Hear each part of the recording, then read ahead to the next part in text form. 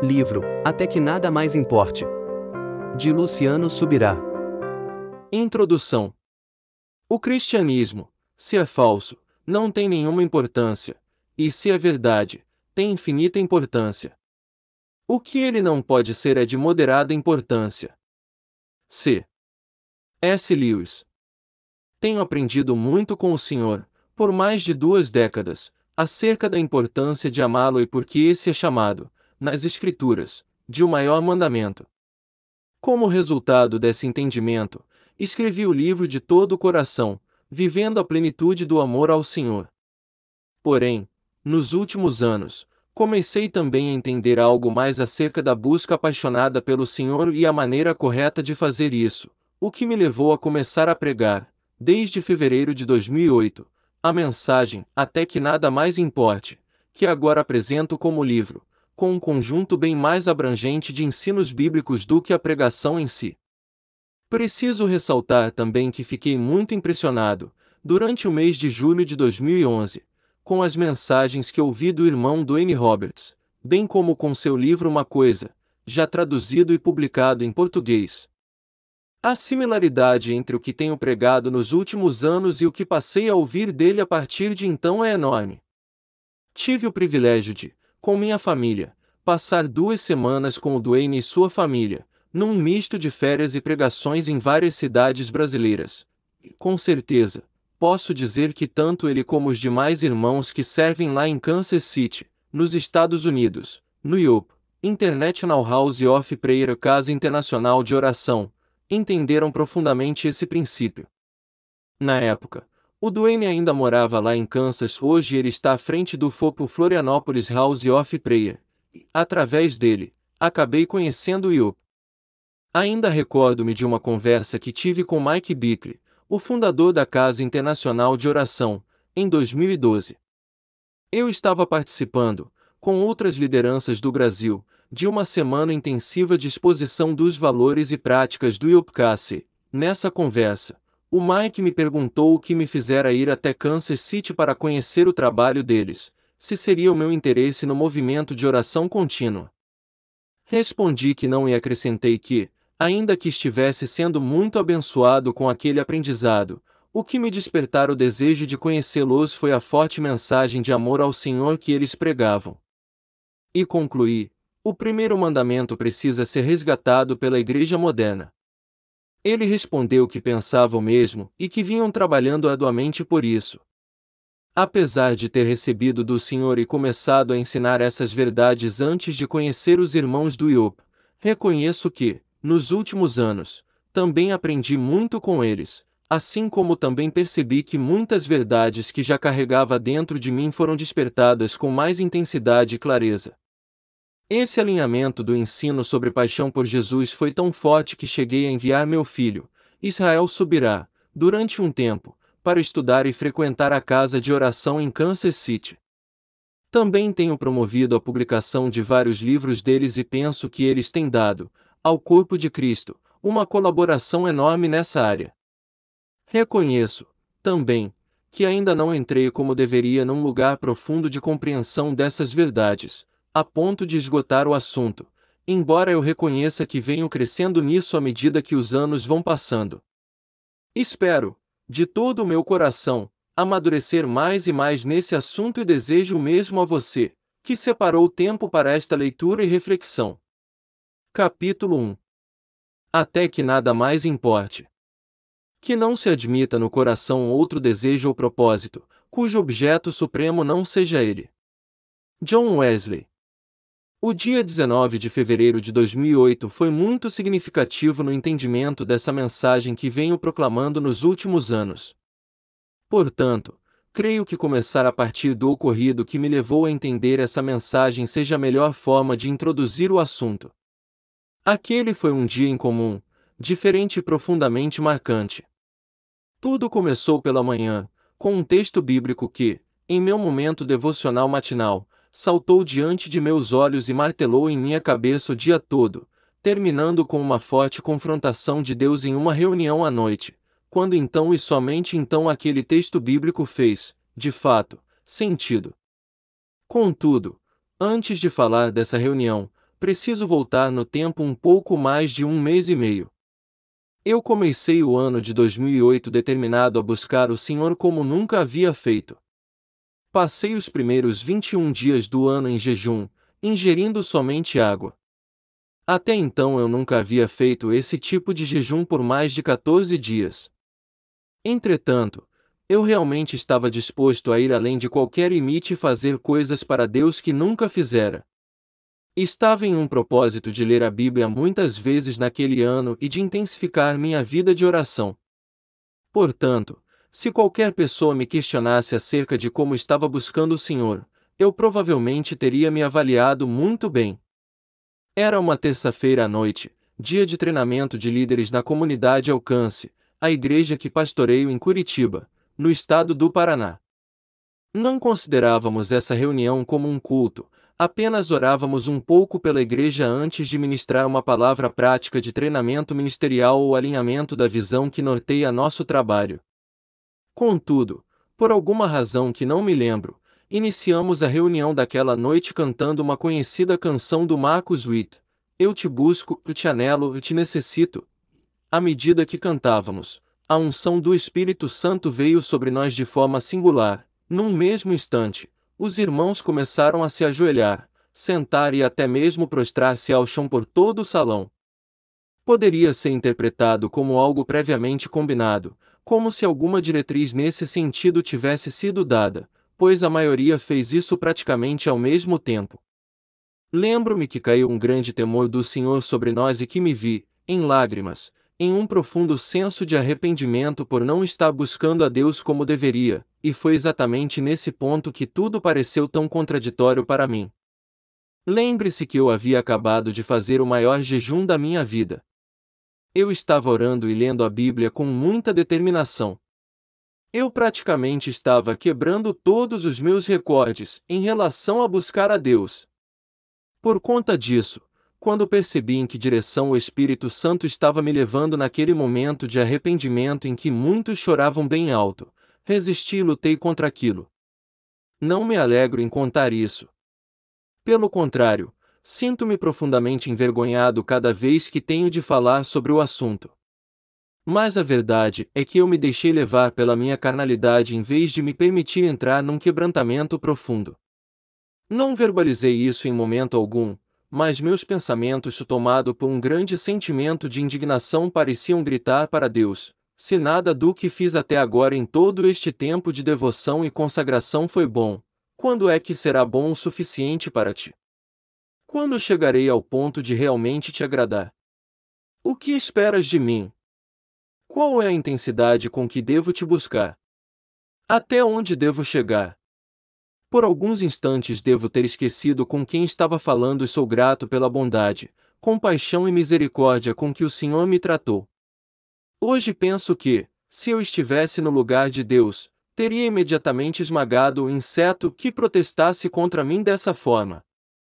O curioso é que em nenhum momento senti ter insultado o Senhor. A maneira tão doce e amorosa como o Espírito Santo falou comigo naquela noite foi inesquecível. A primeira frase que ouvi como resposta à minha indagação tornou-se o título deste capítulo e também deste livro: Até que nada mais importe. Recordo-me de ter sido envolvido num amor tão intenso que faltam-me palavras para explicar. A voz doce do Espírito Santo parecia sussurrar em meu íntimo: eu não estou acusando você de nada. Eu o amo de uma forma que você não consegue entender. Eu desejo comunhão e intimidade contigo numa dimensão que vai além da sua compreensão, mas seu conceito de busca está equivocado e mantendo-o distante de mim. Não estou interessado em sua performance de busca, o que realmente quero é o seu coração. Quero que você me deseje a ponto de todas as outras coisas perderem sua importância e tornarem-se desinteressantes. Nesse momento, uma porção da Escritura brilhou dentro de mim. Mas o que, para mim, era lucro, isto considerei perda por causa de Cristo. Sim, deveras considero tudo como perda, por causa da sublimidade do conhecimento de Cristo Jesus, meu Senhor, por amor do qual perdi todas as coisas e as considero como refúgio, para ganhar a Cristo. Filipenses 3:7-8. O apóstolo Paulo declara que tudo isso mesmo, tudo perdeu seu valor e importância diante da sublimidade, da magnificência do Senhor Jesus, aquele que precisamos conhecer cada vez mais profundamente. Uau! Aquilo veio como uma bomba em meu coração. Nessa ocasião eu tinha 35 anos de idade, sendo todos eles vividos na obediência da fé, dentro da igreja, 20 anos de vida no Espírito e 17 anos de ministério. Mas reconheço que, em todo esse tempo, nunca cheguei a realmente entender aquilo que o apóstolo Paulo estava dizendo. Não considero esse tempo perdido, nem meu relacionamento com Deus nesses anos como algo nulo, mas a verdade é que, até então, eu baseara meu conceito de busca na performance, na produtividade. Eu valorizava quantas horas haviam sido gastas na oração, quantos capítulos da Bíblia eu havia lido, quantos dias de jejum havia feito, sem contar que sempre que possível deveria quebrar o recorde anterior. Mas nesse dia meus olhos se abriram e comecei a perceber uma outra maneira de como devemos buscar o Senhor e nos relacionar com Ele.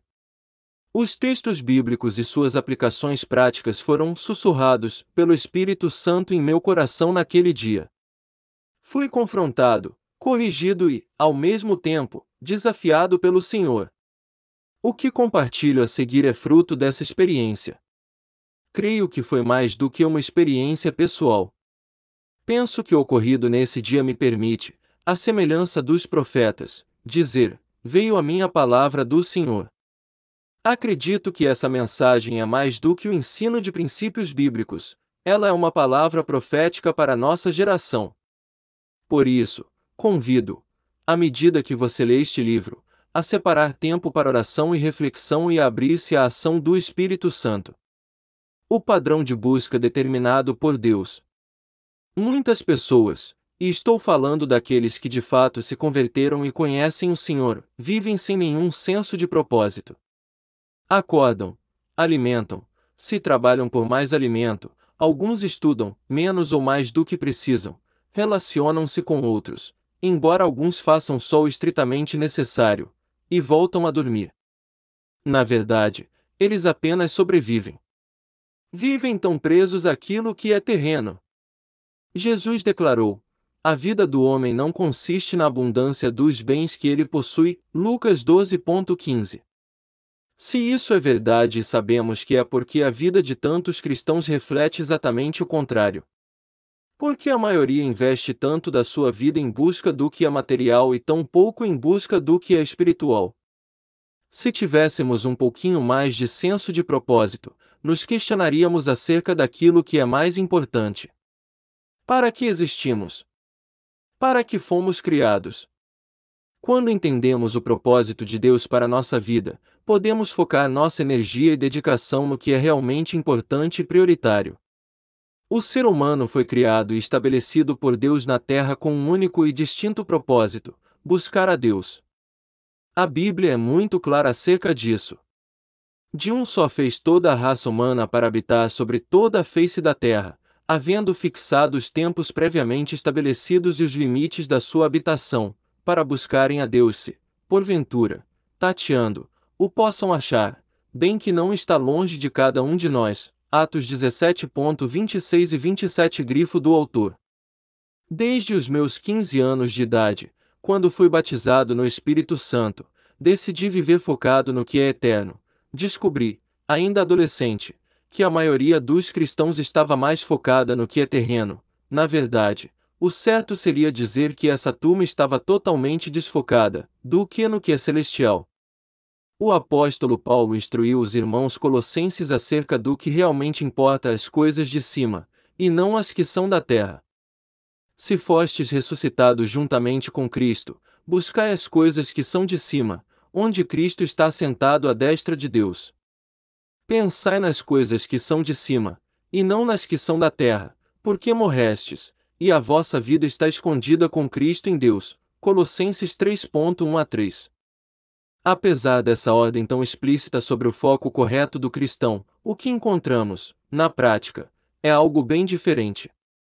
Buscar a Deus, na concepção de muitos crentes, é, na melhor das hipóteses, cumprir suas obrigações de ir aos cultos semanalmente, e especialmente evitar faltar na celebração mensal da Santa Ceia, conhecer o mínimo do que a Bíblia ensina, orar um pouco todo dia, pelo menos para agradecer a comida, talvez, antes de dormir. É lógico que, se estiver em apuros e diante de grandes tribulações, esse cristão pode aumentar consideravelmente suas orações e, em casos extremos, até mesmo jejuar. O que atualmente chamamos de busca, e sei que estou generalizando a exceções, pode ser classificado como uma coisa medíocre, interesseira e nada intensa. É evidente a razão pela qual nossa paixão pelo Senhor tem se mostrado tão pobre. Li, em algum lugar, uma afirmação atribuída a William Inge que ilustra bem essa questão.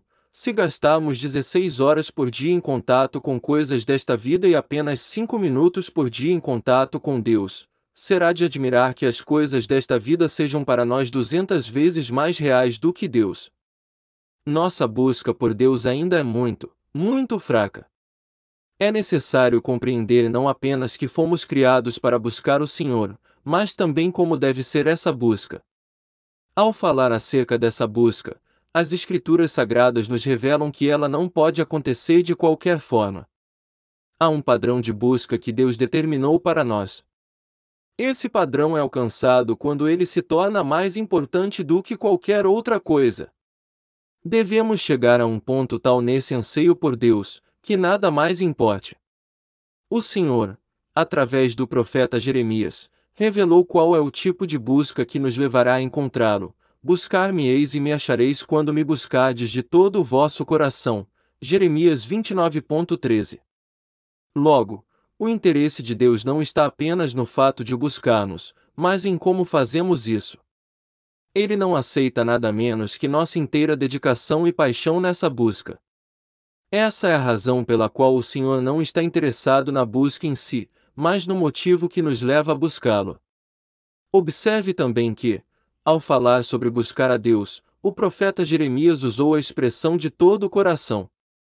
Ela foi usada na Bíblia tanto para falar da intensidade de nossa busca ao Senhor como para determinar a intensidade de nosso amor para com Deus. Amarás, pois, o Senhor, teu Deus, de todo o teu coração, de toda a tua alma, de todo o teu entendimento e de toda a tua força. Marcos 12:30.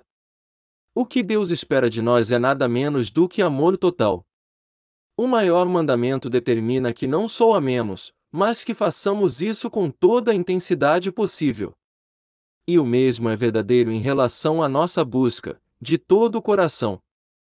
Essa é a única forma de busca aceitável, com todo o nosso ser, com tudo o que há em nós, coração, alma e entendimento, com toda a nossa força, dedicação, empenho, determinação, energia e entrega. Há uma declaração de C. S. Lewis que merece ser destacada aqui: o cristianismo, se é falso, não tem nenhuma importância, e se é verdadeiro, tem infinita importância. O que ele não pode ser é de moderada importância. Contudo, me assusta constatar que a maioria dos cristãos parece estar vivendo como se a vida cristã fosse de moderada importância. Somos parte de uma geração que o Senhor declarou não ser fria nem quente. Infelizmente, estamos exatamente nesse ponto, de atribuir ao relacionamento com Deus uma baixa ou moderada importância. A ausência não só da atitude da busca apaixonada como também da falta de ensino sobre o assunto é evidente por toda parte. No livro A Vida Crucificada, Como Viver uma Experiência Cristã Mais Profunda, encontramos um desabafo de A.W. Tozer. A nossa fraqueza é que não prosseguimos para conhecer Cristo em intimidade e familiaridade enriquecidas, e, pior, nem estamos falando sobre fazer isso. Raramente ouvimos a seu respeito, e esse tema não entra nas nossas revistas, nos nossos livros ou em qualquer tipo de ministério midiático, e também não se encontra nas nossas igrejas. Estou falando desse anseio, desse desejo ardente de conhecer Deus em medida crescente. Esse anseio deveria empurrar-nos adiante, em direção à perfeição espiritual. O problema de muitos de nós é que, ainda que aleguemos estar buscando a Deus, estamos fazendo isso com pouca intensidade. E a razão da falta de empenho nessa busca não é o fato de que não queremos Deus, senão nem mesmo buscando estaríamos. Penso que um dos nossos piores inimigos depois do pecado sejam as distrações. Distrações. Diferentemente do cristão que está travando uma acirrada luta contra o pecado, o crente que costuma ser enredado pelas distrações é, em geral, alguém que não necessariamente tem cedido ao pecado, mas perde o alvo ao distrair-se com coisas que talvez sejam até mesmo lícitas, mas roubam-lhe o foco de buscar intensamente o Senhor. A Bíblia diz que, quando Moisés foi ao Egito com uma mensagem de libertação, o faraó aumentou o trabalho do povo para que este se esquecesse da adoração a Deus. Disse também Faraó: o povo da terra já é muito, e vós o distraís das suas tarefas. Naquele mesmo dia, pois, deu ordem Faraó aos superintendentes do povo e aos seus capatazes, dizendo: daqui em diante não torneis a dar palha ao povo, para fazer tijolos, como antes, eles mesmos que vão e ajuntem para si a palha. E exigireis deles a mesma conta de tijolos que antes faziam, nada diminuireis dela. Estão ociosos e, por isso, clamam: vamos e sacrifiquemos ao nosso Deus. Agrave-se o serviço sobre esses homens, para que neles se apliquem e não deem ouvidos a palavras mentirosas. Êxodo 5:5-9. Esse quadro, no meu entendimento, é uma ilustração da estratégia que Satanás tenta aplicar ainda hoje contra os cristãos. Aliás, na tipologia bíblica, o faraó é uma figura do diabo, o nosso antigo tirano e opressor, de quem Deus nos libertou. Colossenses 1:13. Hoje em dia, há muitas pessoas que se envolvem tanto em seus trabalhos e negócios que não conseguem ter tempo sequer de se lembrar de buscar a Deus, que dirá da busca propriamente dita. Na antiga aliança, Deus exigia um dia semanal de descanso, no qual as pessoas não somente paravam de trabalhar, mas também usavam esse tempo para buscar e adorar o Senhor. Hoje, apesar de vivermos em uma melhor aliança baseada em melhores promessas, Hebreus 8:6, estamos vivendo aquém até mesmo do tempo mínimo de relacionamento com Deus que era esperado na antiga aliança. Infelizmente, essa distração tem se tornado um fator de esfriamento para muitos cristãos sinceros, que nem mesmo cederam às pressões do mundo ou do pecado. Eles venceram nessas áreas, mas sucumbiram diante das distrações. Na parábola da grande ceia, Jesus tratou acerca disso. Ele, porém, respondeu: certo homem deu uma grande ceia e convidou muitos. À hora da ceia, enviou o seu servo para avisar aos convidados: vinde, porque tudo já está preparado. Não obstante, todos, a uma, começaram a escusar-se. Disse o primeiro: comprei um campo e preciso ir vê-lo, rogo-te que me tenhas por escusado. Outro disse: comprei 5 juntas de bois e vou experimentá-las, rogo-te que me tenhas por escusado. E outro disse: casei-me, por isso, não posso ir. Voltando o servo, tudo contou ao seu senhor. Então, irado, o dono da casa disse ao seu servo: sai depressa para as ruas e becos da cidade e traze para aqui os pobres, os aleijados, os cegos e os coxos. Depois, lhe disse o servo: Senhor, feito está como mandaste, e ainda há lugar. Respondeu-lhe o Senhor: sai pelos caminhos e atalhos e obriga a todos a entrar, para que fique cheia a minha casa. Porque vos declaro que nenhum daqueles homens que foram convidados provará a minha ceia. Lucas 14:16-24. Muitos perdem a consciência do convite de Deus por causa das distrações geradas por coisas que são legítimas, verdadeiros exemplos de bênçãos, ou até mesmo orações respondidas, como a aquisição de propriedades, a melhoria da capacidade de produção, ou até mesmo a constituição de uma família. Estas foram as 3 desculpas dadas nessa parábola contada pelo Senhor Jesus. Recordo-me do dia em que cheguei em casa com um presente para o meu filho.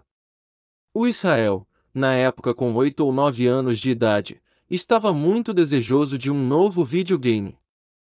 Eu me senti um paizão quando ele abriu a caixa e comemorou tanto a chegada do novo brinquedo. Ele me abraçou e agradeceu muito. Muito mesmo. Como é boa a sensação de agradarmos nossos filhos a quem tanto amamos. Porém, algo passou a acontecer a partir desse dia. Normalmente, quando eu chegava de viagem, o que tenho feito bastante nos últimos anos, meus filhos estavam na sala, só esperando pela minha chegada para celebrar a volta do pai a casa. Contudo, depois da chegada do bendito videogame, meu filho Israel já não costumava estar à minha espera quando eu retornava. Ao entrar em casa, apenas minha filha Alissa corria para me abraçar e beijar. Depois de fazermos nossa festa de reencontro, eu perguntava em voz alta: cadê o Israel? E passou a ser comum ouvi-lo gritar de volta: já vai, pai. Só vou passar de fase no jogo e já corro até aí.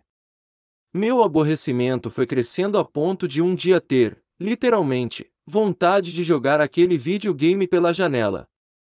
Não duvidava do amor do meu filho por nenhum instante sequer. Mas percebi que aquele jogo realmente o estava distraindo do que deveria ser nosso momento precioso de comunhão. Penso que temos feito exatamente a mesma coisa em nosso relacionamento com Deus.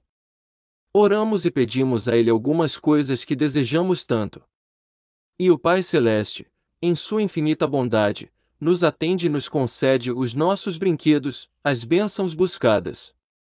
Então aquelas coisas boas, lícitas, que não têm nada de errado em si mesmas, começam a nos distrair do Senhor. Você já viu algo parecido com isso em sua vida?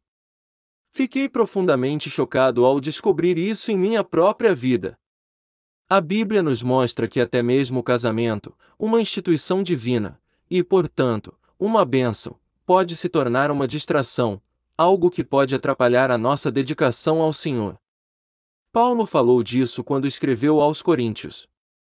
O que realmente eu quero é que estejais livres de preocupações. Quem não é casado cuida das coisas do Senhor, de como agradar ao Senhor, mas o que se casou cuida das coisas do mundo, de como agradar a esposa, e assim está dividido.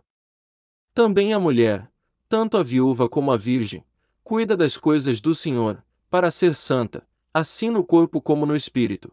A que se casou, porém, se preocupa com as coisas do mundo, de como agradar ao marido.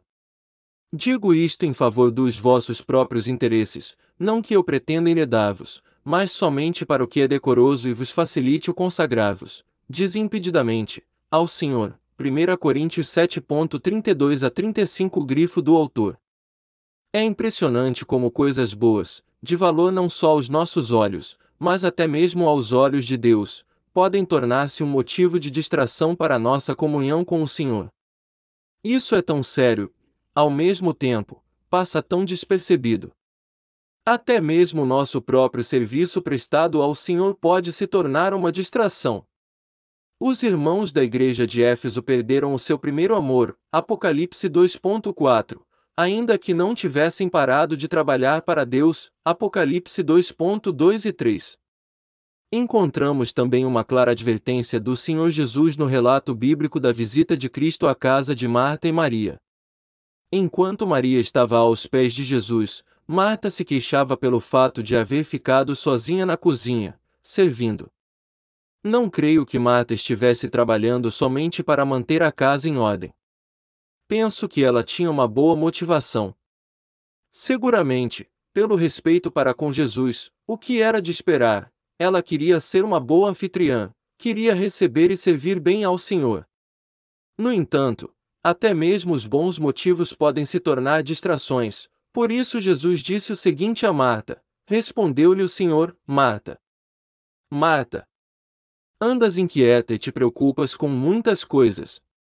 Entretanto, pouco é necessário ou mesmo uma só coisa. Maria, pois, escolheu a boa parte, e esta não lhe será tirada. Lucas 10.41 e 42. Uma só coisa é necessária. Nada, absolutamente nada, é mais importante do que a nossa concentração em buscar a Deus sem distração alguma. Alguns anos depois de ter recebido de Deus essa advertência, conheci uma música da Misty Edwards, lá do IOP de Kansas City, que diz: dá-me olhos de pomba, e nessa canção, ela pede ao Senhor por uma devoção sem distração, só para ti. Curioso, fui pesquisar sobre os olhos da pomba e descobri que essa ave não tem uma visão multifocal, pelo contrário, ela foca uma coisa de cada vez com seus olhos. Esse entendimento me fez concluir que a expressão olhos de pomba encontrada no livro de Cantares de Salomão, Cantares 5.12, fala de não ter olhos para mais nada ou ninguém. Essa é a dimensão de paixão, devoção e busca que devemos ter para com o Senhor. Olhos só para Ele, sem distração alguma. Precisamos vigiar com relação a todas as coisas que podem nos distrair, tirar o nosso foco de termos o Senhor Jesus em primeiro lugar, até mesmo as coisas boas e lícitas que podem ser consideradas como bênçãos em nossa vida. Cristo nos advertiu de buscar em primeiro lugar o seu reino e a sua justiça e disse que, então, somente então, as demais coisas, comida, vestuário etc., seriam acrescentadas. Confronte com Mateus 6.33. O que Jesus estava nos ensinando era algo que poderíamos expressar assim: foquem no mais importante, buscar a Deus e seus interesses, e então o resto vem junto, a reboque. O problema é que invertemos tudo. Hoje em dia, as pessoas vão à igreja buscar somente o que é material, embora me pareça que estejam na expectativa de que o reino acompanhe essas bênçãos materiais. Nossa busca principal deveria ser pela presença bendita de nosso Senhor. Mas a própria busca por outras coisas que podemos receber de Deus, e isso não é errado em si mesmo, tem nos distraído da pessoa dele. Isso é tão triste. E, ao mesmo tempo, tão imperceptível para a maioria de nós. Para adquirir esse livro completo, acesse o link na descrição. Deus te abençoe.